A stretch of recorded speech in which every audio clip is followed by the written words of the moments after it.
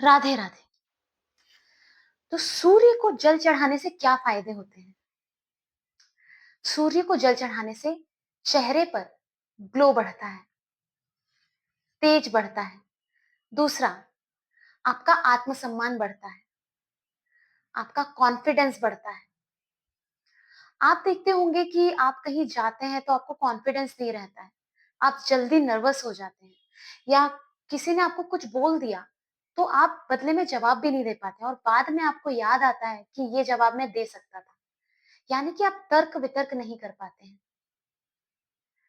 तो सूर्य को जल चढ़ाने से आप धीरे-धीरे देखेंगे कि आपका कॉन्फिडेंस बढ़ रहा है और कॉन्फिडेंस बढ़ने की वजह से आप उसी मोमेंट में यानी कि उसी वक़्त आप अच्छे से जवाब दे पाएँगे और सिचुएशन को कोई भी प्रॉब्लम हो, ऑफ़िस में कोई प्रॉब्लम हो, किसी भी जगह पर घर में कोई प्रॉब्लम हो, तो उसको अच्छे से हैंडल कर पाएँगे।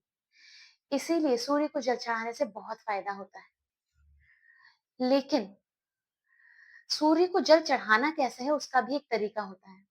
अगर आपने ऐसे ही सूर्य को जल चढ़ा दिया, गलत तरीके से चढ़ा दिया तो उसको उसका कोई आपको फ़ायदा नहीं होगा, उसका कोई आपको फ़ायदा नहीं होगा।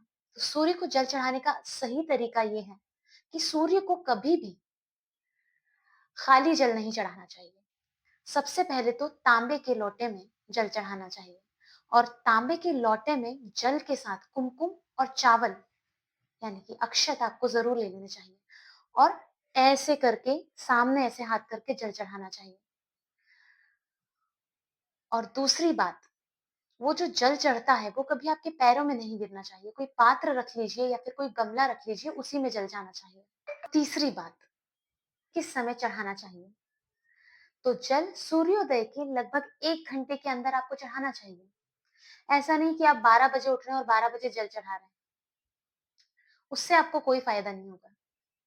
तो आप सुबह उठें, सूर्योदय के 1 घंटे के अंदर जल चढ़ाएँ और आप देखेंगे कि कैसे आपको जल चढ़ाने से फ़ायदा हो रहा है। और जल चढ़ाने के साथ ही आपको एक पावरफुल मंत्र बोलना है, ओम श्रीं सूर्याय नमः।